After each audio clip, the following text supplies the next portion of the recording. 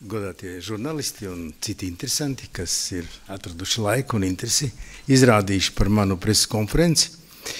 Jāsaka, ka es šodien gribēju patiski vienu tēmu ļoti īsi un vienu tā izvērstāk. Tā pirmā īsā tēma ir, es gribētu vēl vienreiz apsveikt Ventspils augstskolu ar lielisku panākumu, studentu un arī mācību spēku, kuri spēja sadarbībā ar Brēmenes kolēģiem no Vācijas radīt pirmo Latvijā satelītu. Bija grūtības atrast nesēju raķeti, kura tad nogādātu šo pirmo satelītu kosmosā. Diemžēl amerikāņi te mums palīdzību roku nesniedza, arī ar krieviem nekas nesanāca. Izrādījās visvieglāk sadarboties ar indiešiem, ar Indiju. Nu un kosmosā šobrīd šis satelīts jau strādā.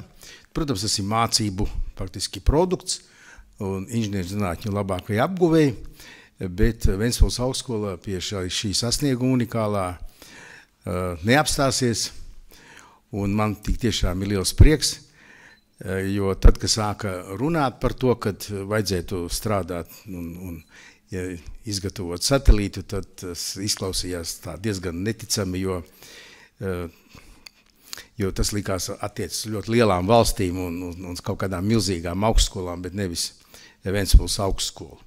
Vienlaicīgi ir lielā mērā pirmā kārta pabeigta kosmisko pētījumu centra attīstībā. Ir sakārtotas abas antenas un arī datu pārraide nodrošināta. Tā kā šobrīd Ventspils ir integrēta pasaules kosmosa izpētē, un šis darbs tiks turpinās, un arī Ventspils pašvaldība katru gadu, kura gadā miljons, kura gadā mazliet mazāk, arī šogad sniedz finansiālu atbalstu augstskolai, gan mācību spēku papildus finansēšanai, darba samaksai tiem, kuriem ir doktora grāds, gan arī doktorantu sagatavošanā no vietējiem, vietējiem tādā ziņā, ka Ventspils augstskolas maģistriem. Un arī dažādas citas aktivitātes mēs finansējam, jo tas finansējums, kas ir no valsts, tas ir augstskolas dinamiskai, modernai attīstībai, ir pamās. Tā būtu pirmā tēma. Ja par to būs kādi jautājumi, es centīšos atbildēt, bet faktiski mūsu tā pašvaldības loma ir tad finansiāli atbalsts. Mēs nekādās tādās tehniskās lietās, protams, neiedziļinoties, jo augstskola savā darbībā ir autonoma. Otrā tēma ir tās, teiksim tā, sarunu tēma, jeb tēma, kā es saprotu, par pastāvošiem vai nepastāvošiem ierobežojumiem realizēt satversmē garantētās tiesības. Un es atgādināšu, ka tās tiesības, par kurām es runāju, ir formulētas satversmes 99. pantā, kur ir teikts, ka ikvienam ir tiesības uz domas, apziņas un reliģiskās pārliecības brīvību, un 100. pants ikvienam ir tiesības uz vārda brīvību, kas ietver tiesības brīvi iegūt, paturēt un izplatīt informāciju, paust savus uzskatus. Cenzūra ir aizliegta. Pēc manām domām šī kampaņa, kas ir sākusies šobrīd mūsu valstī un jau ilgst turpat mēnesi, pat vairāk kā mēnesi mazliet, sākās tūlīt pēc pašvaldību vēlēšanām, tā ir visaptveroša un orientēta uz konkrētu mērķu sasniegšanu. Es varbūt par šo tēmu izteikšos, tātad ar nelielu arī prezentāciju, lai jums būtu vieglāk sekot tai domai līdz. Sāksim ar to, varbūt bija viens prezidents, kurš uzkāp uz skatuves un nenoskaidrojas, kas viņš tāds ir. Un es, tā teikt, ejot viņa šajās pēdās, uzdevu tādu retorisku jautājumu, kas es esmu. Tas ir Aivars Lembergs, kas es esmu. Un tad tās kvantitātes un kvalitātes, kā kurš to uzskata, izrādās man un jebkuram arī no klātsošiem ir ārkārtīgi daudz. Es esmu tēvs, es esmu vīrs, es esmu vīrietis, es esmu arī makšķernieks. Ja mēs runājam par tādām amatu lietām un darbības virzieniem, tad esmu politiskās partijas Latvijai un Ventspilī valdes priekšsēdētājs. Šī partija dibināta 1994. gadā, un no Saeimā pārstāvētām partijām ir vecākā tūlīt aiz Zaļās partijas un Zemnieku savienības. Visas pārējās ir daudz jaunākas partijas. Tā ir politiskā partija, kur jau visus gadus ir neatkarības gadus pie varas Ventspils pilsētā, un ir jau 3 sasaukumos pārstāvēt arī pat laikam 4 Saeimā. Līdz ar to šī politiskā partija neapšaubām ir tādas pašas tiesības kā jebkurai citai politiskai partijai, jo nav nozīmes nekad tā dibināta, nekā tā sauc. Tā politisko partiju darbību regulē ir speciāls likums un, protams, galvenais satversme. Tālāk, bez tā mēs esam, protams, Ventspils domē deputāts un domas priekšsēdētājs, brīvostas valdēs, esmu valdes loceklis un valdes priekšsēdētājs, esmu Olimpiskās komitejas izpildu komitejas loceklis, Ventspils attīstības aģentūras vadītājs, biznesa attīstības aģentūras vadītājs, Latvijas ostu asociācijas, kad bija vadītājs, tagad es esmu vienkārši valdes loceklis. Es esmu smagos noziegumos attaisnots, ja kādam šis tituls interesē. Un es esmu Latvijas tranzītbiznesa asociācijas valdes loceklis un prezidents. Es esmu arī basketbola kluba vadītājs un daudz kas cits, un es esmu arī Latvijas Republikas pilsonis. Lūk. Un tad, kad es darbojos, dzīvoju savu dzīvi, tad es droši vien darbojos kaut kādā kapacitātē, kaut kādā kvantitātē un kvalitātē, bet vienmēr es esmu pilsonis, Latvijas patriots, tas ir vienmēr, bet tālāk jau tas jau ir, teiksim, atbilst konkrētam momentam. Ja mēs runājam par politisko darbību un partijas vadītāju darbību, tad jāsaka, ka politiskā darbība un tāda īsta aktīva darbība, pastāvīga darbība ir no 1988. gada beigām, jau tas ir atmodas laiks, un 1990. gadā man ievēlēja par Latvijas, vēlēšanas bija Latvijas PSR, bet pēc tam Latvijas Republikas augstākajā padomē, kura arī pieņēma deklarāciju par Latvijas neatkarību un 1991. gada augustā pieņēma likumu par pilnīgu Latvijas neatkarību. Un, protams, kā deputāts un kā domas priekšsēdētājs, sākotnēji izpildu komitejas priekšsēdētājs, es esmu darbojies arī, protams, visu laiku kā politiķis. Tā kā mani atdalīt no politiskās darbības nav iespējams ne pēc formālām pazīmēm, ne arī pēc fakta. Jautājums, vai man ir tiesības uz politisko darbību? Es jums nolasīju satversmi, tur tādas tiesības man ir dotas. Vai politiskā darbības tiesības ir partija Latvijā un Ventspilī? Neapšaubāmi tādas tiesības ir. Faktiski šī kampaņa, kas šobrīd izvērsta, tā pēc būtības apšauba jeb dala Latvijas pilsoņus un Latvijas politiskās partijas divās daļās. Vieni, kuri drīkst darboties, un vieni, kuri nedrīkst darboties. Un arī Latvijas Republikas pilsoņus dala vienā daļā, kuri drīkst darboties politiskā, un citi atkal, kuri nedrīkst. Es domāju, ka šāda pieeja ir absolūti neatbilst Latvijas Republikas satversmei,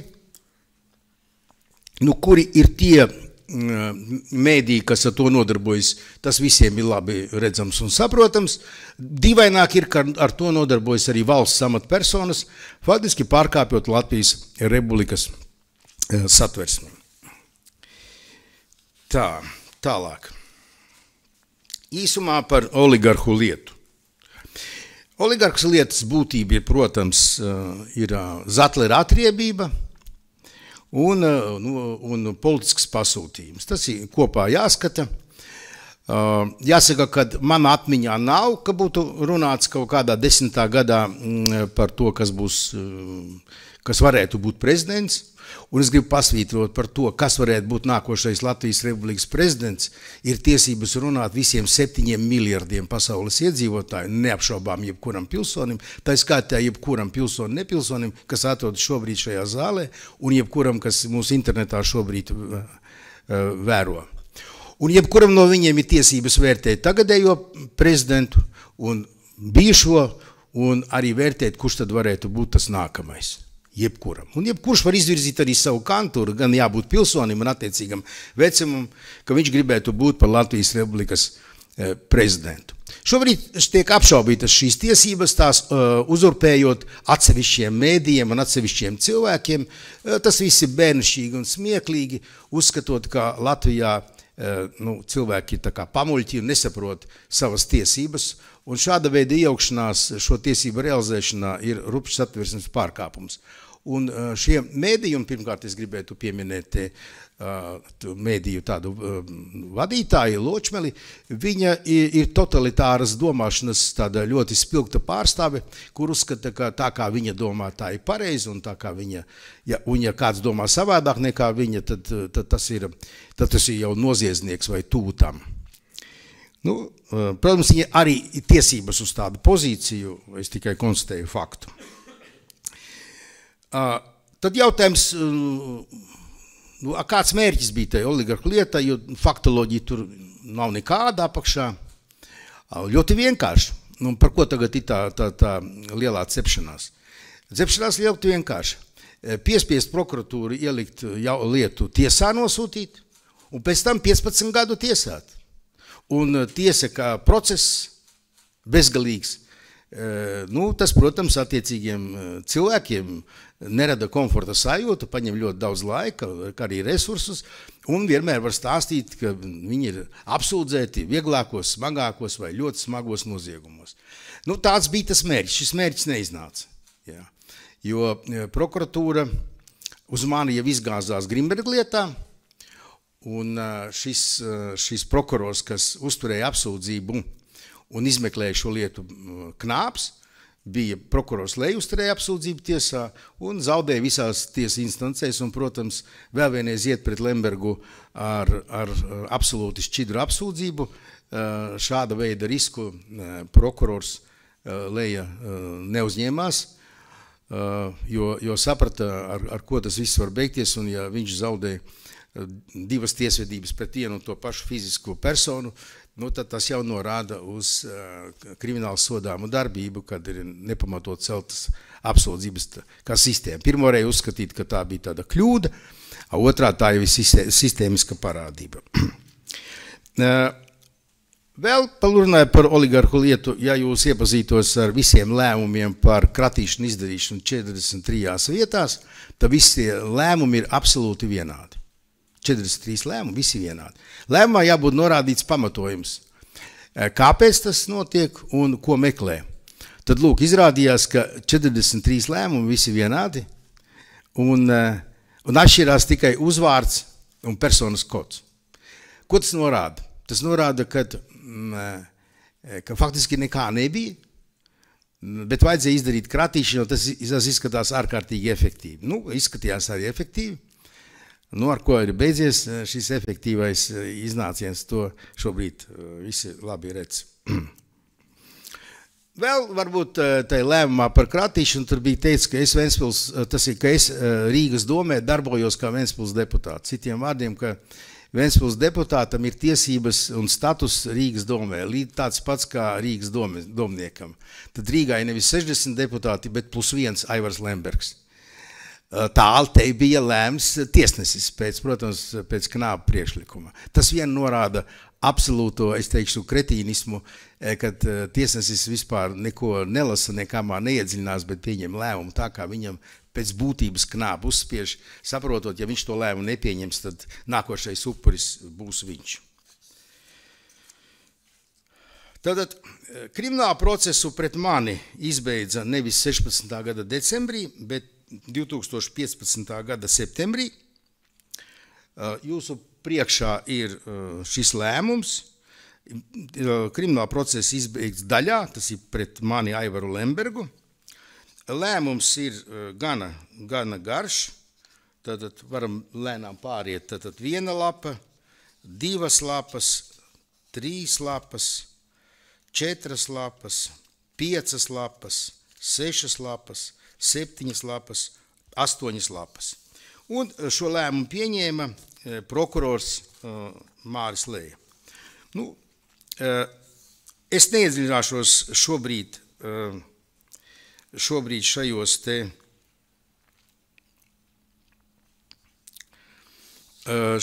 te motīvu daļās, un tā tas nav mans šobrīd mērķis. Šajā lemjošajā konstatējošā daļā atšķiram varbūt 3. lapu. Tur ir citāti no sarunām. Jūs tur redzat uzvārdus? Vai neredzat? Neredzat. Tad saruna atšifrējumā nav uzvārdu. A to, ko publicēja Lumpeni proletariāta izdevums ir bija uzvārdi? Jeb nebija? Jeb bija kaut kādi iniciāli? Kur tas knifs? Nav uzvārdu. Ir iniciāli. Redzat? AŠ, AL, AŠ, VS, AL un tā tālāk. Nu tad kā? Oriģinālā ir tā. Kā nonāca līdz vārdam, uzvārdam? Nav tāda dokumenta ar vārdu uzvārdu. Tad tā ir falsifikācija Ločmales kundze un kompānija. Kāpēc jāfalsificē un jājauc galvas cilvēkiem? Jā, 15. gadā lēmumu pieņēma attiecībā pret mani.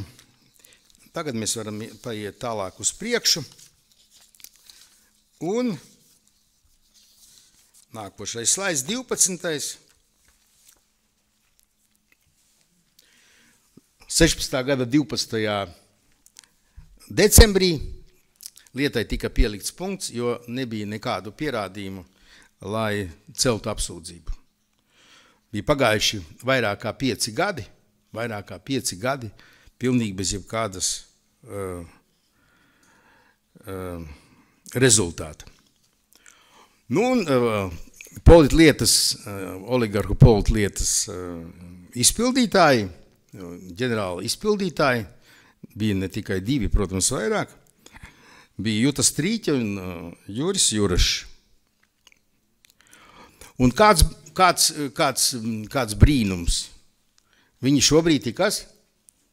Politiķi. Mēs esam kolēģi. Viņi Rīgas deputāti, es Ventspils deputāts. Tad no operatīvās darbības bosa un galvenā izmeklēšanas organizatora nokļūst politikā. Ko tas nozīmē? Tad viņi klāja punktus, lai pēc tam varētu pelnīt sevi iztiku politikā. Normāli. Nu, tad vakar bija advokāts, vai ne, vakar bija bende, un rīt ir advokāts. Nu, morāli tad normāli, vai ne? Ir pa ko brīnīties? Nav pa ko brīnīties. Tā ir Latvijā vispār pieņemta prakse. Sāka jau Loskutovs, protams. Tad par prokuroru lomu. Māris Leja, es pa viņu jau piezīmēju, tad, protams, man nebija ne mazāko šaubu, ja prokuroram Mārim Lejam būs kaut mazākā iespēja man celt pamatot apsūdzību, viņš to neapšaubām izdarīs. Nu, ja viņš nesaskatīja, tad man nekur pasaulē nav neviena cita prokurora, kas to varētu saskatīt. Protams, ja nav mērķis iemest lietu tiesā un tiesas process kā sots, nu, tad tā darīt var. Nākošais. Prokurors Modris Adlers. Viņš jau 2012. gada 6. janvārī nosūta atpakaļ lietu uz Knāpu, tad janvārī 12. gada lieta ir nosūtīta uz prokuratūru, un prokurors Ādārs nosūta to atpakaļ, jo norādot, ka nav pierādījumu. Tas ir redzams no lietas materiāliem, ar kuriem bija iespēja iepazīties manai advokātei, jo kriminālā procesā iesaistītai personai vai viņa pārstāvim ir tiesības, ka lieta izbeigta vai pabeigta, vienalga kādā veidā, ir iespēja iepazīties ar materiālu. Protams, to var redzēt tikai pēc iepazīšanās. Nākošais prokurors Juris, tas ir tas pats Juris, kas ar putām uz lūpām un ar dziļu naidu mani cenšas tirnizēt tā saucamo Ventspils amatpersonu lietā, kur šobrīd ir iztiesāšanas stadijā Rīgas apgabala tiesā jau no 2008. gada. Kā redzat, drīz būs apaļa jubileja, 10 gadi. Un, protams, uz viņu tīrist aizdomas, ka viņš kaut ko neizdarītu, ja tur kaut kas sanāk. Tas būtu vienkārši smieklīgi. Un viņš konstatēja, ka izmeklēšanā vēl nav savākti pietiekami pierādījumi, uz kuru pamata varētu tikt apsūdzēts. Lembergs par pāriem, tas nav mans jautājums. Tad tas ir jau vairāk kā gads ir pagājis. Protams, beigās 15. gada septembrī prokurors Leja pieņem lēmumu, par kur es jau tiku runāts. Jautājums, kāpēc sarunas publicēt šobrīd? Pirmkārt, lai dzēstu to milzīgo kalnu traipu, kas ir uz Strīķes un kompānijas mundiera un pasūtītāju mundiera, ka oligarka lieta ir izgāzusies un mēģināt viņus attaisnot, ka lūk, kad viņi izgāzas ne tāpēc, ka nav vainas, bet izgāzusies tāpēc, ka kāds tur slikti strādājas. Mēs jau redzam 12. gadā jau nosūtīts uz prokuratūru. Un cik manu vismaz jautājumu, cik prokurori bija skatījuši. Pēc gada mazliet vairāk ir vēlēšanas un vajadzīgs jauns uzrāviens. Atcerieties 11. gadā, kad sākās oligarhu lieta, tika dibināta jauna partija, Zatlera partija. Cik ilgi viņa nodzīvoja, jūs visi zinat, un cik spējīgs vadītājs izrādījās Zatlers un līderis, mēs visi redzējām. Ja viņš būtu atnācis pie manis pēc konsultācijas, es domāju, ka tā partija būtu dzīvojusi ilgāk, bet viņš neuzskatīja pa vajadzīgu, nolēma iet mācīties no savām kļūdām, bet arī to pat viņš nespēja izdarīt. Un vajadzīgas, protams, šīs sarunas, lai uzjaundītu šo politisko visu telpu un tajā atrastu vietu vairākām politiskām grupām. Pirmā ir šī te, es viņu saukšu par Strīķes, bet tas ir daudz plašāk veidojums. Tad ir tā Pilsoniskā savienība, grupa Piecīts, kas tagad jau ir izstājies, tad tieši saistīts ar šo te sarunu jautājumu. Tālāk, protams, nostiprināt savu šo te pozīciju, uzbrūkot jautājums, kam tiek uzbrukts? Kam tiek uzbrukts? Aināram Šleseram, viņš nav politikā, ko viņam uzbrukt? 11. gads beidzās viņa politiskā darbība. Kam vēl?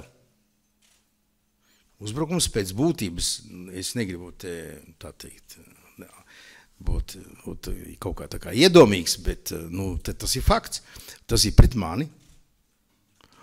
Un pret ZZS pēc būtības, vairāk jau ne. Un kam par labu? Da visiem pārējiem. Normāli, politiskā cīņa, izmantojot lumpen proletariāta izdevumus, kādu mums valstī nav nemaz tik maz. Un šajā lumpen proletariāta kampaņā, kas interesanti piedalās valsts rādio un valsts televīzija par nodokļu maksātāju naudu, kas nav īsti pareizi. Tas, ka piedalās privāts mēdījis, kura īpašnieki pat nav zināmi, jā, kur tiek slepenībā turēt, un kas ir sponsori arī, arī tiek slepenībā turēt. Nu, tas ir normāli, nu, tas ir privāts izdevums, dara kā grib. Tā. Tad jautājums, nu, tās rītdienas sarunas, tas kā, viņas ir autentiskas vai nav autentiskas? Un kādā veidā tās ir noskaidrots, un vai ir noskaidrots? Vienkārši lieta, vai nu ir vai nav, nevar būt pa vidu. Jā. Jūs jau redzējāt lēmumā par kriminālu procesu izbeigšanu daļā pret Aivaru Lembergu 15. gada septembrī. Tur jau bija atšifrējumi, kā viņi apzīmēti. Tagad es paņemšu no citas krimināla procesa, kā vispār jānotiek tām lietām. Kā jānotiek. Tātad, te ir viens piemērs, 2007. gada 12. aprīlis, pilnīgi oficiāla vēstule, to raksta prokurore Paegle, un vēstuli adresēt jūs redzat Krimināla policijas pārvaldei. Un kas ir lūgts šajā vēstulē? Šajā vēstulē ir lūgts ar šo ekspertīzes izdarīšanai nosūtu lēmumu par fonoskopiskās ekspertīzes noteikšanu krimināla lietā, numurs, beigās 3205, un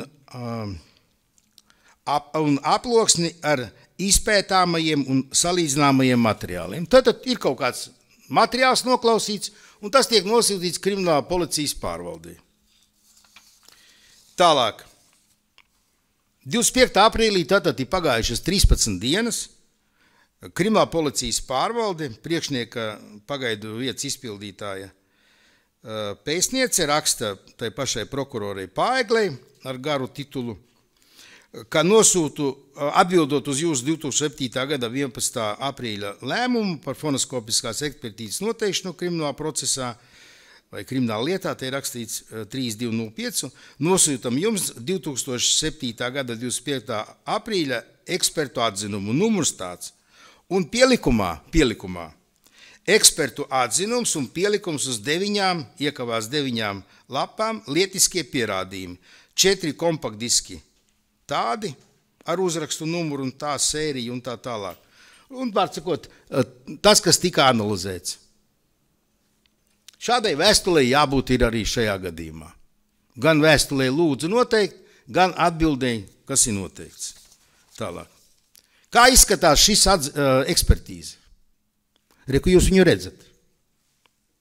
Tad augšā rakstīts Valsts policijas kriminālistikas pārvalde, ekspertu atzinums par kompleksākas fonoskopiskās ekspertīzes veikšanu. Veica 2 eksperti, viņiem ir certifikāti, kas derīgi, termiņš norādīts. Ja? Lūk.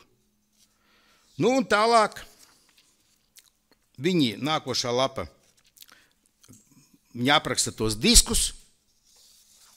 Ja? Tālāk. Ekspertu atzinumā izmantotie apzīmējumi. Sākuma sarunu beigu dalībnieku atzīmēt ar V1, S1, S2,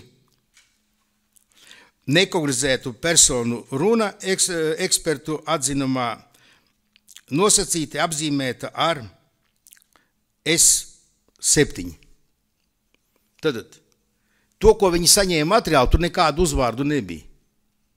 Viņi nezin pēc uzraksta atšifrējumā, kas ir tie, kas tur runā. Nu, piemēram, tur ir vairākas sarunas norādīta. Redzat, pirmā saruna. Saruna sākas ar vārdiem S1, nu čau. V1, nu čau čau, jā, klausos. Nu, tālāk ir pilns teksts. Un viņi tātad šādā veidā atzīmē. Vispār tradicionāli es aprunājos ar advokātiem, man viņi diezgan daudz pazīstami kriminālistikas, lieto S, kas ir S? Kāpēc S un kāpēc V? S ir sieviete, nav variantu, un V vīrietis. Jā, tādā veidā apzīmē. Tad, ja sarunas tiek publiskotas, tad arī tādiem apzīmējumiem ir jābūt tradicionāli. Oligarhu lietā, neskāpēc, ir iniciāli. Tā nekad nedara. Tā ir specifika. politiskai lietai. Bet, protams, iniciāli arī nenorāda neko. Iniciāls ir iniciāls. Nu tā, pieņemsim 7. sarunu. Jūs redzat, ja tur ir, ja var saskatīt. S3, jā, lūdzu, V1, jā, hallo, S3, es atvainojos vienkārši. V1, jā, Linda, jā, S3, jā, un tā tālāk. Nu, un arī te visur ir atšifrēts, kā sākas saruna un kā beidzas. Un tā tiek analizēts viss fails, kas ir iedots visi faili šajā te ekspertīzē.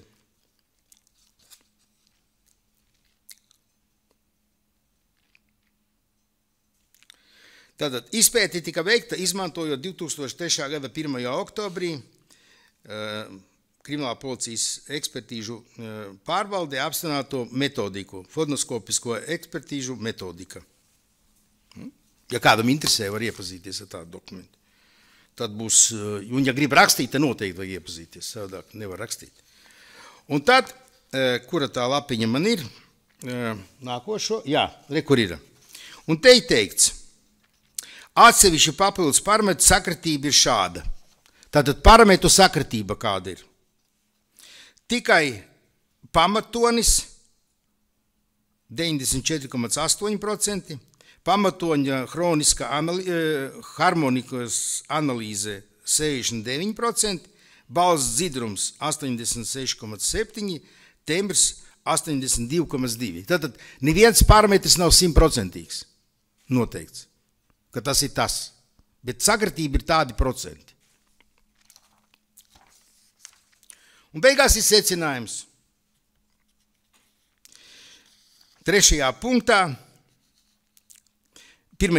Vīrieša individuālā runa, kas ekspertu atzinumā nosacīti apzīmēt ar V1, ir derīga personas identifikācijai gan no lingvistikas viedokļa, gan no elektroakustikas viedokļa. No diviem viedokļiem derīga. Un beigās 3. punkts. Vīrieša individuālā runa, kas ekspertu atzinumā nosacīti apzīmēt ar V1, pieder Aivaram, uzvārds nav. Ir šāds dokuments jūsu rīcībā kādam par šīm sarunām.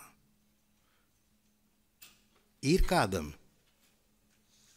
Ja ir, liekat uz galda. Oligarhu lietā nav šāda fonoskopiskā ekspertīze, nav tāda. Līdz ar to neviens nevar apgalvot neko par kaut kādām sarunām. Neko. Ne par autentiskumu, ne par personāžiem, kas tur runā. Jo vajadzīgs ir pats sarunas, vai nu V1 vai S1, un tā tālāk mainās arābu burti, kur viens ir apzīmējums neidentificēts persona, kas runā, un jābūt šis ekspertu atzinumam. Ločmeles rīcībā ir?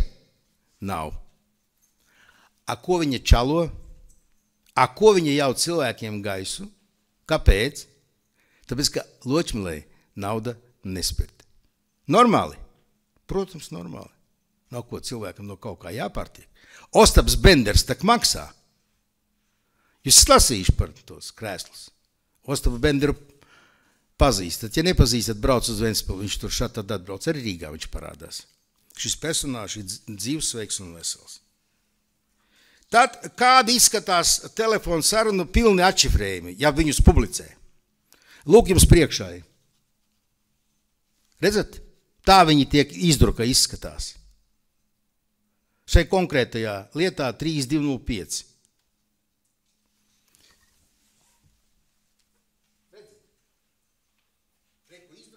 Datums, redzat, kur ir? Kur ir datums izdrukā? To, ko jums piedāvā mums visiem. Te, kur ir 2007. gada 01.18. Rekur. Tas ir telefona numurs. Datums, viss ir skaidri redzams. Jā, lūdzu, SV, labadieniņa. S, jā, vēl pabeidzām, V un tā tālāk. Un rekur. Jā, lūdzu, labdien, kur tad dieviņa? Tūlīt vienu meklīti, tas bija S1. S, jā, halo, V, halo, labdien, un tā tālāk. Tādai jābūt izdrukai. Un ka pieliek klāt ekspertīzes atzinumu, ka V1 ir Aivars, tad mēs varam runāt, par ko tu tur īsti runā, par ko un tā tālāk.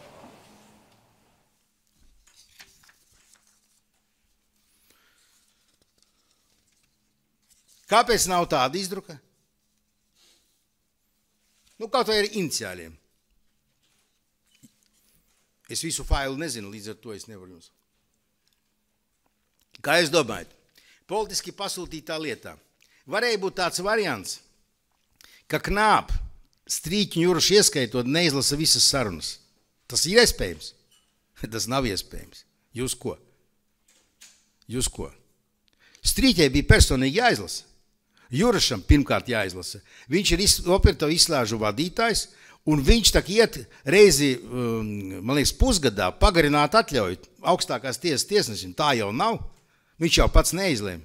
Un, lai to pamatotu, viņam jāliek priekšā, ko tad iepriekšējās sarunās tādu tur dzirdēja, lai varētu pagarināt. Tā kā viss tas ir blefs. Knāp visas sarunas ir 100% iztirzājis, izanalizējis, un viņiem tas viss ir, tā teikt, uz zīmuļa gala.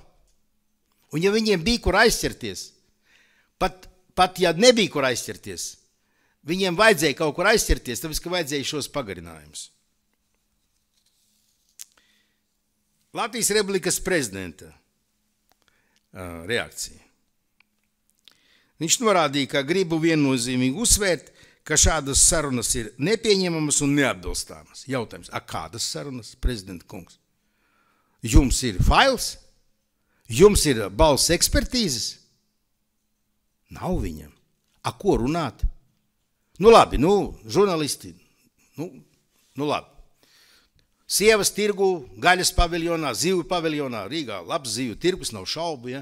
Tur var runāt visu kaut ko, bet valsts amatpersona, kas ieņem atbildīgu stāvokli, ja nav, tad nevar runāt. Un kas nav pieņemams un kas nav atbalstāms?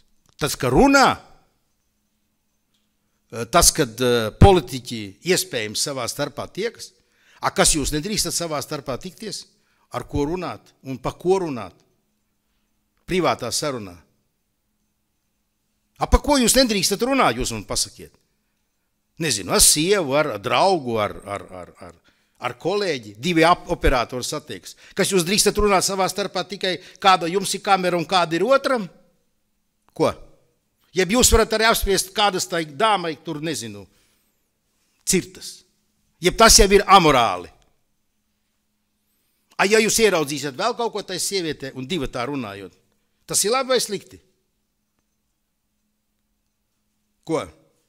Šādas sarunas ir pieņemamas un atbalstāmas vai neatbalstāmas, jūs man pasakiet. Ko? Un ja jūs aiziet uz balu un sakat, kur skaista sieviete, tādas sarunas ir atbalstāmas vai neatbalstāmas? Ko? No kā jāprasa atļauja jums un man? Ko? No kā? Un ko jūs drīkstat ar vīru runāt un ko nedrīkstat? Ja jūs ierakstat tajā laikā? Ko tad mēs visi dzirdēsim?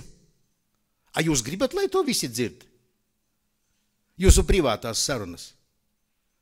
Kāds status ir privātām sarunām, ka noklausās? Tas ir valsts noslēpums. Kāpēc? Tāpēc, ka tās ir privātas sarunas, tas ir privātums. Tā ir tā lielā starpība. Jeb arī mums visiem jādzīvo ar absolūtu pārliecību, ka mūs nemitīgi noklausās, filmē, un pēc tam kaut kādu to visu noliks redzēt.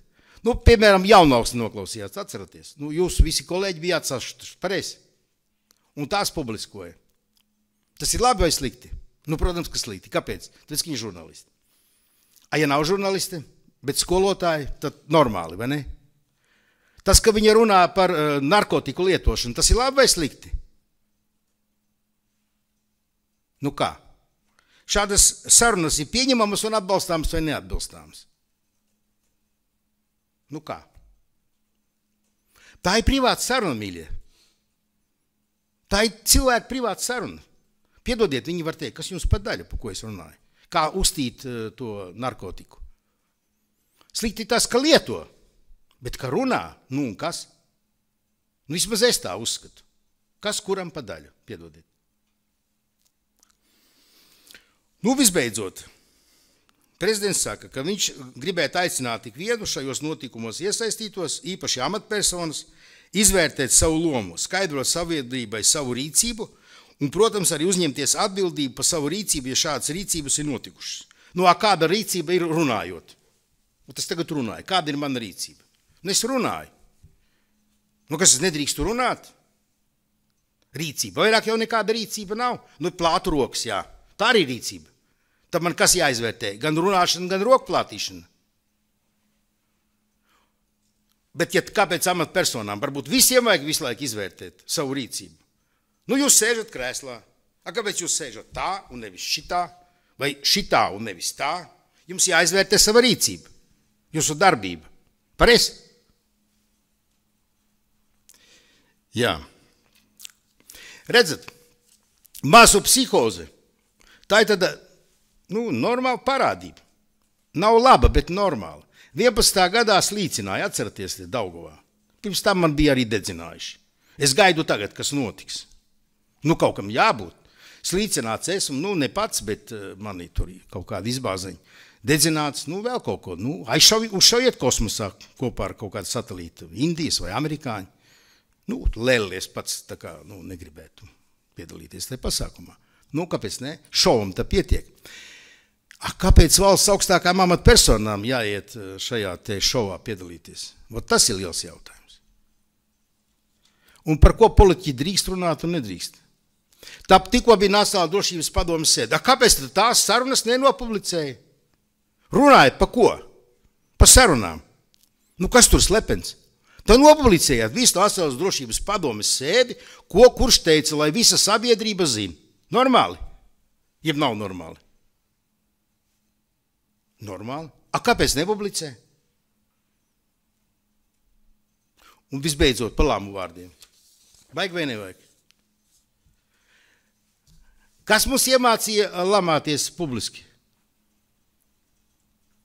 Žurnālists, jūsu kolēģis. Kādā mēdījā viņš strādāja? Ja nemaldos, Valsts radio. Un tas ir Streips vārds viņam. Kārlis. Kārlis Streips nosauca pa maukām, piedodiet. Varēja teikt prostitūts, varēja teikt ielas meitas.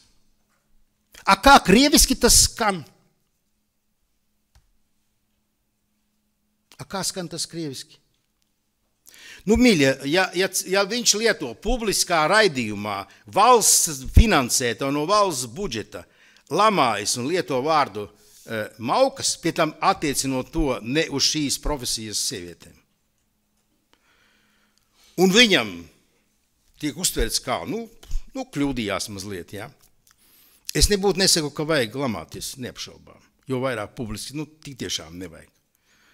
Jā. Un es te negribu būt advokāts, es esmu makšķernieks, un man ir bijuši gadījumi, kad blakus laivā no 10 vārdiem 6 ir pastiprināta satura. Bet jāsaka, kā makšķernieks es diezgan labi sapratu, ko viņi ar to domāja. Varēja, protams, to pateikt arī savādāk. Bet tā atkal bija kas? 2 makšķernieku privāta saruna laivā. Tā tas bija. Tā, ko tad es nepateicu?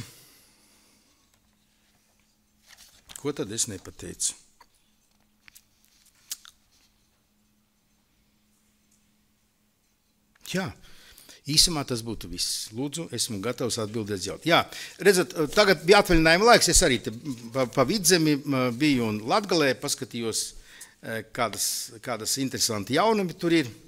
Tādā pieredzes apmaiņā, var teikt, un man nebija laika daudzām intervijām, tāpēc es esmu gatavs šobrīd. Man laiks ir līdz 3. Jā? Man lūgums varbūt pie mikrofona jautājumu. Nē, mēs esam ēterā, lai dzird jautājumu. Pie kura mikrofona vajag? Te, jā? Iedod to, iedod.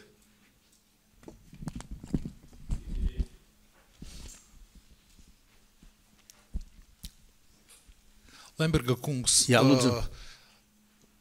Ko jūs domājat par pazudīto latviski, raskolu vienotībā, par Šķelšanos. Jā, par šķelšanos vienotība. To saistīta ar jūsu lietas, es atvainoju, nav jūsu lietas, tā ir oligarhu lietas. Ko jūs domājat par to? Jā, paldies, jā. Ļoti īsi centīšos atbildēt. Tā jūs atceraties, bija partija Jaunais laiks, tad viņas sašķēlās, palika Jaunais laiks, tika izveidota Pilsoniskā savienība, tad tur vēl aizgāja no Tautas partijas, tika izveidota sabiedrīgā cita politika, un 11. gadā pēc būtības šīs ārkārtas vēlēšanas piespieda sanākt kopā nesavienojumiem cilvēkiem, kuri savā starpā bija naidīgās attiecībās. Šobrīd tas ir vainagojies ar konkrētu rezultātu, tad piecītis, kas tur mocījās no Pilsoniskā savienība. Tā ir aizgājusi, bet aizgājusi nekur nav. Kā deputāti bija no vienotības, tā viņi paliek, kā komisijas vada un mašīnas viņiem un kabineti, tā viņiem viss paliek. Tā kā komforts paliek, bet aiziet ir tā, skaļi pateikts, bet nekur nav aiziet. Tā kā es tagad, tā kā jūs sakat, es eju prom, bet aiziet uz savu vietu. Ko? Skaidrs, ka šīs tagad tā saruna, tā tēma un laiks, kad viņi aiziet, tas ir saskaņots, jā. Tas ir saskaņots, jo it tā teikt, viņi aiziet kā balti un pūkaini, jeb gandrīz balti un pūkaini, jā. Lai tie, kas aiziet, lai var mest man rakmenī, ja viņi ir bez grēka. Un es šo to zinu. Bet tas nav svarīgi, jo tas bija privāta saruna. Paldies. Lūdzu vēl.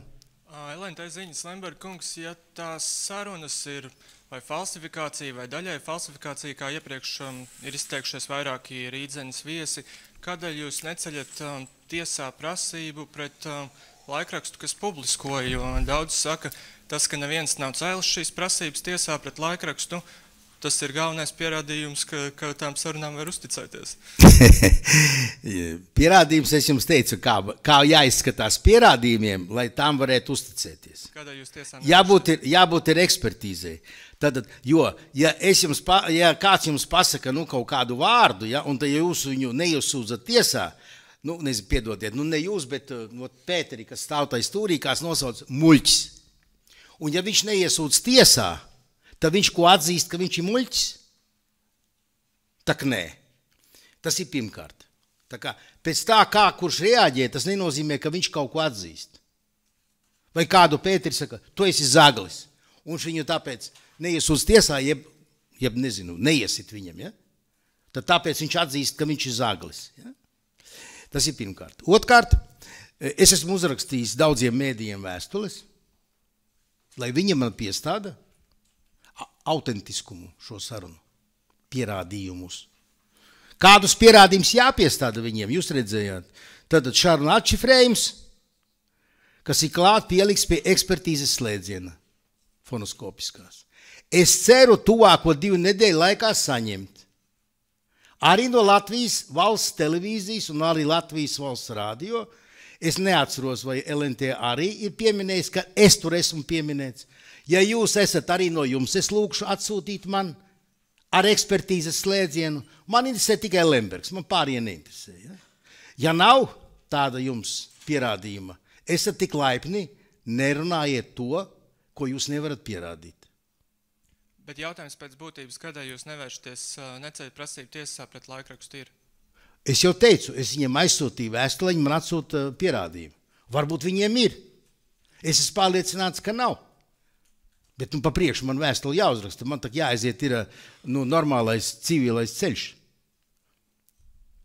Otrs jautājums, protams, ir jēga? Tāds arī jautājums. Tas vēl ir liels jautājums. Vai ir jēga? Viņi tur nodrukāja, tālāk. Tā kā tas vēl jāvērtē, bet pagaidām es esmu uzrakstījis tādu kaudzīti vēstuļu. Es nezinu, LNT bija vai nebija, Ir, ja? Nu, tad jūs man atsūtīsiet pierādījumus, un tālāk mēs skatīsimies, ko un kā darīt. Labi, lūdzu.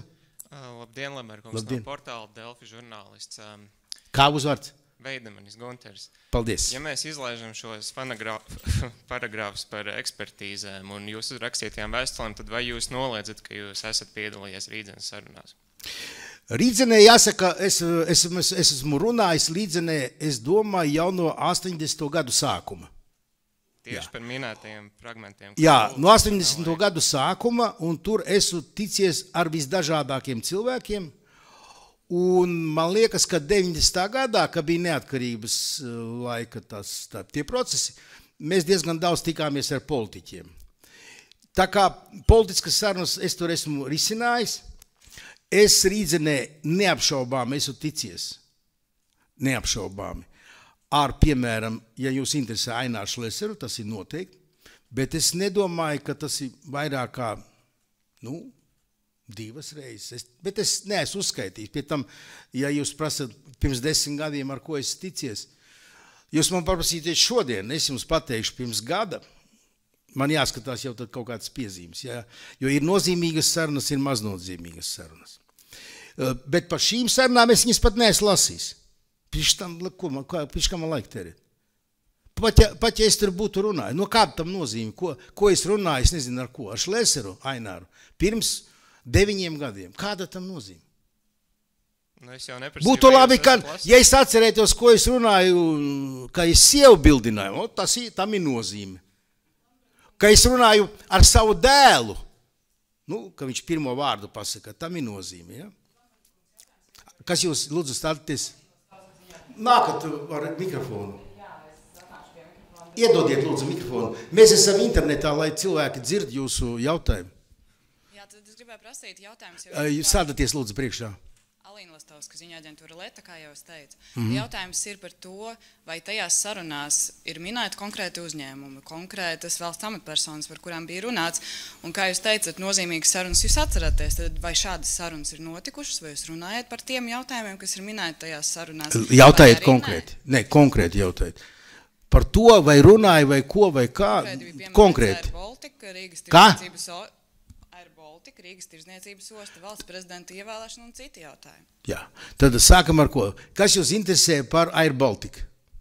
Man interesē, vai jūs pārunājat iespējamo ietekmi, vai jums bija interese par šo uzņēmumu, vai jums bija kāda saistība ar to? Kādā ziņā saistība? Es ar Air Baltica lidoju uz Kopenhāgenu. Lemberga kungs. Un nesen pēdējo reizi es lidoju uz Barcelonu ar Air Baltica. Par kādu interesi jūs runājat? Par uzņēmumu, kā nevis aizlidojat ar lidmašīnu konkrētas aviokompānijas, bet biznesa interesi par konkrētu uzņēmumu. Ko nozīmē biznesa interesi? Lemberga kungs, es domāju, ka jūs ļoti labi zinat. Nē, es nesaku, uzstādiet man profesionāli jautājumu. Uzstādiet profesionāli jautājumu. Ko nozīmē interesi? Lemberga kungs, oligarhu sarunās ir minēti konkrēti fragmenti no jūsu sarunām. Ir minēti konkrēti uzņēmumi, konkrēti valsts amatpersonas un konkrēti politiķi, ar kuriem jūs esat runājis. Jautājums ir, vai jūs atzīstat, ka šādas sarunas ir notikušas un ka tie fragmenti, kuri ir minēti vai publiskoti, ir atspoguļo patiesību, vai tāds ir bijis, vai jūs pilnībā noliedzat visu, kas ir publicēts un publiskots no tām sarunām? Tātad, kas jūs interesē, runājam konkrēti, nevis vispār, pa ko runājam? Kaut kur, kaut kad, kaut kā. Tad daļai jūs atzīstat, ka bet paskiet, kas jūs interesē no manām iespējamām sarunām kaut kādām, konkrēti par Air Baltica? Pabeidzam Air Baltica tēmu. Lemberga kungs. Jā. Vēlreiz, es varu, ja jūs gribat darīt tā, mēs varam tagad sameklēt konkrētus fragmentus un iet cauri konkrētiem. Tad sameklējiet un uzstādiet precīzi jautājumu, kas jūs interesē. Bet es domāju, ka jūs esat lasījis tās... Es neesmu lasījis tik tiešām. Bet kā tad jūs rakstījāt tās vēstules mēdījiem? Mēdījiem es palūdzu, lai uzlasa. Advokāts uzrakstu. Jūs domājat, es viņu vietā rakstu, kas jūs jocīgi paliek? Bet tad jūs esat informēts vismaz par to, kas tur ir. Es neesmu informēts. Vēstuli ir uzrakstīta par to, lai iedod pierādījums, ka tādas sarunas ir notikušas. Viņiem jāpierāda, ne man. Bet tad jums nav, jūs nevarat pateikt, vai jūs varat pateikt to, ka tas viss, kas tur ir minēts, viss, kas ir publiskot žurnālā, ir tajās sarunās, neatbilst patiesībai. Konkrēti jautājiet. Kas jūs interesē, kas atbilst vai neatbilst patiesībai? konkrēti. Paņemiet sarunu un nocitējiet, ja tāda jūsu rīcībā ir. Es varu atrast tos. Bet ja jūs nākat uz preses konferenci, jums ir jautājums, jūs esat profesionāls žurnālists, tad esat tik laipni, paņemiet un nocitējiet, un tad es jums atbildēšu. Ko jūs nākat nesagatavojusies? Nākošais jautājums. Vai gatavoties, mīļā? Jums tak mēs esat komjonenti, kas veic sabiedrisku darbu. Leta jums maksā algu. Kāpēc? Varbūt jautājums bija cits. Jautājums bija tāds, vai jūs atzīstat, ka tā bija taisnība, vai tās sarunas atbilst patiesībai vai ne? Nav stāsts par to, kurš gatavojies, kurš nav gatavojies. Es jums saku vēl vienreiz. Es sarunas neesmu lasījis, un es jums neanalizējis, un manā rīcībā arī nav ar ko salīdzināt. Bet, ja jūs interesē kaut kādu sarunu saturs, lūdzu jautājiet. Tā, lūdzu. Vēl. Marija Burgarta, Pirmais Baltijas kanāls. Man ir jautājums par grāmatu bailes. Kā jūs varētu viņu komentēt, to, kas tur ir rakstīts, vai jūs esat iepazinies jau ar saturu, kā literatūra tāda, kā jums viņa patikās, nepatikās? Jūs komentārs. Jā, paldies, jā. Tad saistībā ar tikko notikušām pašvaldību vēlēšanām tika sarakstītas 4 grāmatas. Šī ir viena no tām 4. Man atsūtīja tekstu, nelabotu tekstu. Pēc tam man atsūtīja labotu tekstu. Gribu atzīties grēkā. Nelabotu, neesmu lasījis un neko nezinu par to grāmatu, jo es lasu kaut ko citu, jā. Priekš kā man lasīt politpropagandu, kas iespējams ir pret mani. Man tā teica, bet es godās neesmu lasījis. Un piedodiet, nelasīšu. Jā. Bet kam interesē, lai lasa? Katram ir tiesības, kā es to citēju, satversmē. Ne tikai runāt, ko uzskata par vajadzīgu, bet arī lasīt, ko uzskata par vajadzīgu.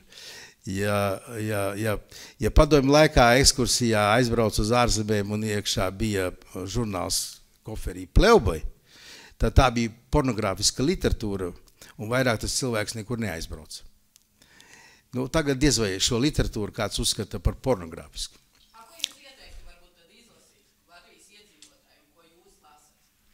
Ko es lasu? Es lasu par ģeopolitiku. Es ieteiktu izlasīt, ko par šām tēmām ir rakstījis jau Nelaiķis Bzežinskis, piemēram. Ja? Viņam arī nav tik sen nosacīti, kamēr iznāca pēdējā grāmata.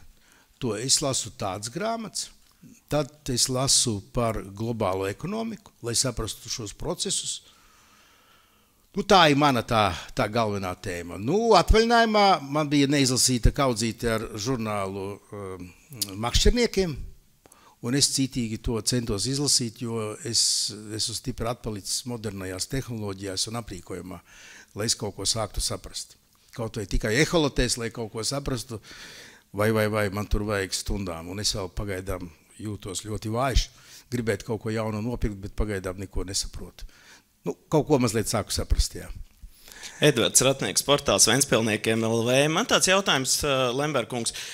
Jūs, pareizāk sakot, nedaudz atbildi, jūs uzdevāt visai auditorijai jautājumu, ko jūs neesat pateicis. Tad, manuprāt, jūs neesat pateicis, ka esat smagos noziegumos apsūdzēta persona, bet tas tā mazai atkāpītei. Tad jautājums ir par to pašu oligarhu lietu. Jums ir jautājums? Jautājums. Jums kā neievēlētam Ventspils jums kā ievēlētam parastam Ventspils domas deputātam ir sava preses konference un regulāri jūsu attiecīgie mēdīji jūs apkalpo. Bet jautājums ir pēc būtības, kurš konkrēti no tiem visiem vārdiem, kas ir citēti un rādīti, kuru konkrēti jūs neesat pateicis? Prasīsim otrādāk. Jums prasīja, vai jūs neatzīstat, ka tas tā ir? Vai atzīstat, ka tas tā ir, bet pasakiet konkrēti, kuru no tiem visiem vārdiem, kas tur ir aprakstīti, jūs neesat teicis? Kādu vārdu es neesmu teicis? Tajā visā sarakstē, kas tur ir redzams. Es jau teicu, jūs uzmanīgāk vajag klausīties. Jūs sagatavojat propagandas runu un aizmirstat jautājumu. Vai arī aizmirstat, ko es atbildēs. Es visu laiku runāju vārdos, paplašinātos un nepaplašinātos teikumos, tā kā es lietoju, neesmu mērījis cik vārdus, tad jebkurā sarunā es kaut kādu vārdu bagāžu pielietoju. Tā kā jebkurā citā sarunā es tad atzīstat, ka tas viss ir, kā bija, tā arī ir. Es jums saku vēl vienreiz. Es neesmu lasījis, es jums nevaru nokomentēt. Jūs šeit tikko demonstrējāt. Jūs nākat uz preses konferenci un esat uzrakstījis, parādījis, ielicis prezentācijā, un jūs neesat izlasījis, ko jūs esat ielicis prezentācijā. Nu, es neticu, Lemberkungs. Kas nav ielikt? Jūs taču ielikāt šeit ar atšifrējumiem, proti ar saīsinājumiem. Proti tas ir no krimināla procesa visticamāk ir saīsināts tādēļ, ka tur nebūtu jānorāda attiecīgie vārdi, vai ne? Nē, tie saīsinājumi kādi ir. Vai jūs sakāt, ka kaut kas neatbilst patiesībai? Tādus lieto krimināla procesā atšifrētās sarunās. Tradicionāli lieto V un S, vīrietis un sievieti. Tur bija AS un AL, beidziet, Lemberkungs, mēs taču ļoti labi visi saprotam, kas te notiek. Tātad prokurora Lejas kunga lēmumā par krimināla procesa izbeigšanu daļā pret mani, tur ir redzami daži atšifrējumi, ja? Tos es izlasīju. Nu tad ir taisnība vai nav? Kurš nav taisnība? Sakiet lūdzu tā, kas konkrēti tur nav patiesība? Kur tur? Nu tajos izvilktajos materiālos, kurus jūs šodien šeit rādījāt. Proti oligarhu sarunās. Oligarhu sarunas es neesmu izvilcis. Tad es parādīju, vajag uzlikt vēl vienreiz lūdzu. Jā, varbūt parādīsiet, kur konkrēti kaut kas nav pareizi. 2015. gada septembra to lēmumu par kriminālu lietas izbeigšanu. Jā.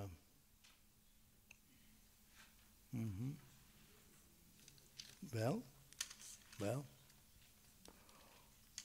Nē. Vēl atpakaļ, vēl.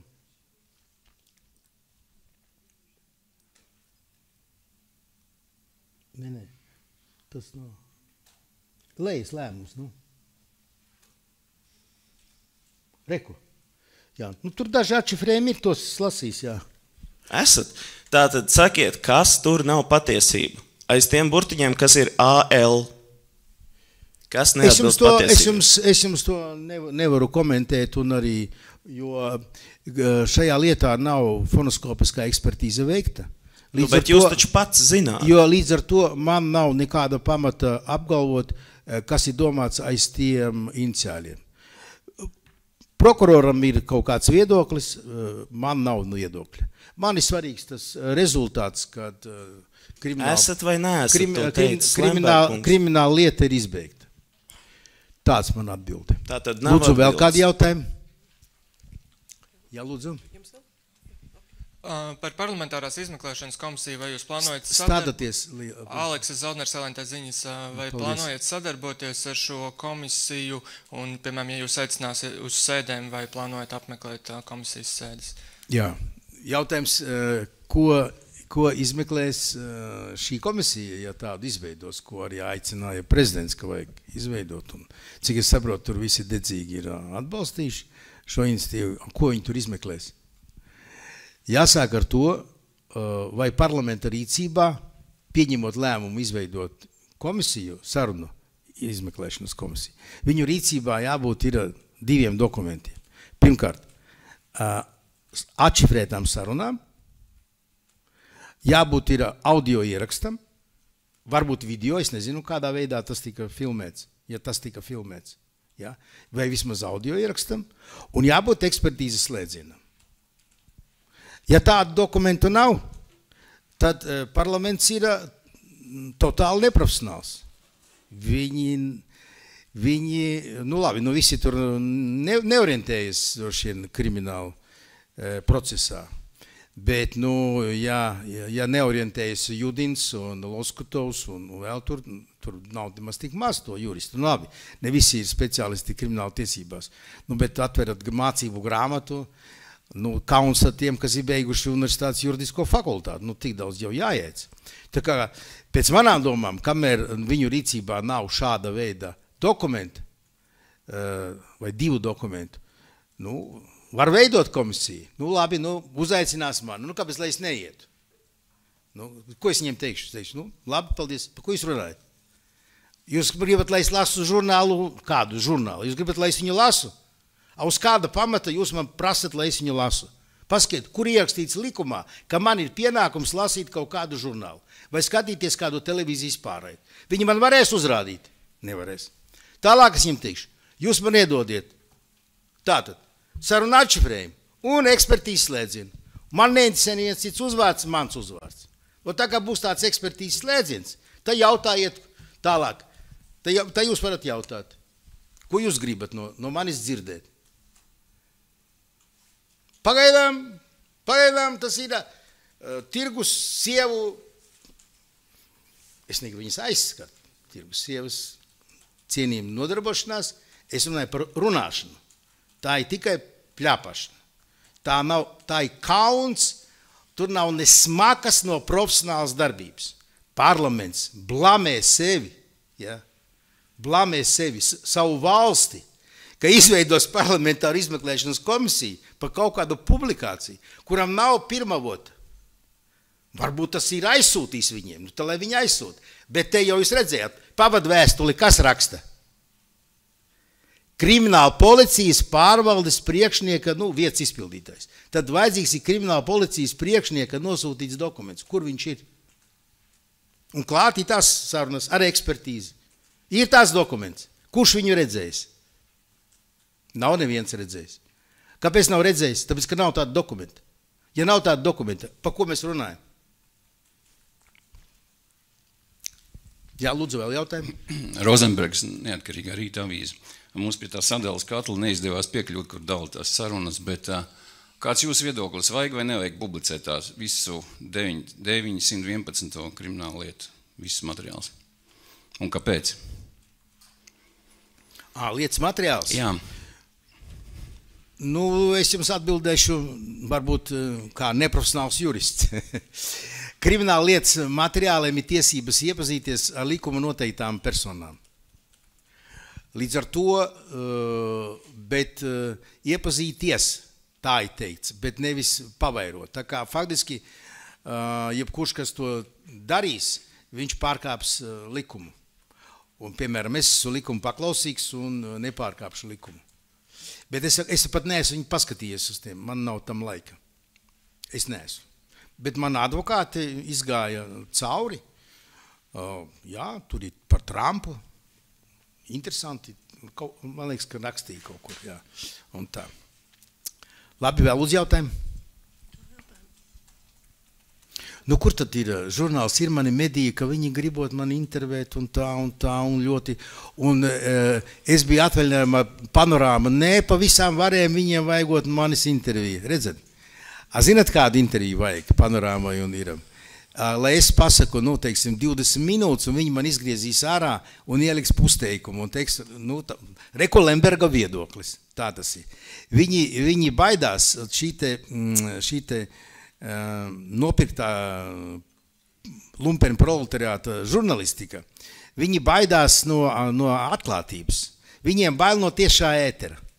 Šobrīd, labi, mans projektiskais protinieks, mans politiskais konkurents, vēlēšanās viņu neievēlēja pa Ventspils domnieku, nāk un uzstājas un uzdot arī kādu jautājumu. Viņš vismaz nebaidās. Ko tā Ločpilē, ko viņa slēpjas, vai viņa tur aiz tiem krēsliem aizmugurē? Ko viņa slēpjas? Ko viņa baidās? Viņa baidās no atklātības. Un tas, kas tā par žurnalistiku, kas baidās, jā. Lē, lūdzu. Marija Burgart, pirmais Baltijas kanāls. Man jautājums, varbūt tad tomēr arī politiķiem, tomēr mūsu valstī ir bail no atklātības un tādas preskonferences un tiešraides nenotiekās tik bieži un nenāk tik bieži. Varbūt ne tikai mēdī ir pie vainas, lai mēs varētu atrisināt kaut kā, lai mēs varētu mūsu sabiedrību kļūt, ne jau lumpini proletāri, kā jūs sakat, bet mēs tomēr, es ceru, ka esam izglītoti cilvēki, ja? Un varbūt tad mums visiem kaut kā ir jāmainās. Ir jākļūst visiem atklātiem, kaut kā savās domās un vispār savās darīšanās un varbūt cienīt vienam otru tomēr. Jā. Ja tas ir aicinājums, kad mēs katrs nesāsim mikrofonu pie atloka Un katrs varēs noklausīties jebkuras sarunas, jebkurā brīdī pieslēgties, ja tāds aicinājums ir. Tad es šajā eksperimentā piedalos, ja visi pārējie gandrīz 2 miljoni iedzīvotāji Latvijā arī piedalās. Un es domāju, ka pirmā varētu sākt Ločmele.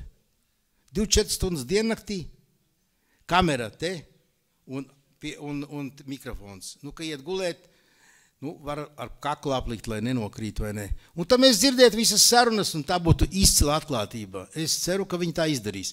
Un mēs visi varēsim pieslēgties, un mēs redzēsim, ka visas tās sarunas, ko viņa dzīvē izdara, ka tās ir ļoti tādas, labā latviešu valodā, ar pareiziem teikumiem, pareiziem vārdiem, pa pareizām tēmām. Viņa nekad neapspriež ne valsts prezidents, kas varētu būt, ne Ventspils domas priekšsēdētājs, neko. Paldies. Paldies. Lūdzu vēl. Labi. Paldies. Paldies uz redzēšanos.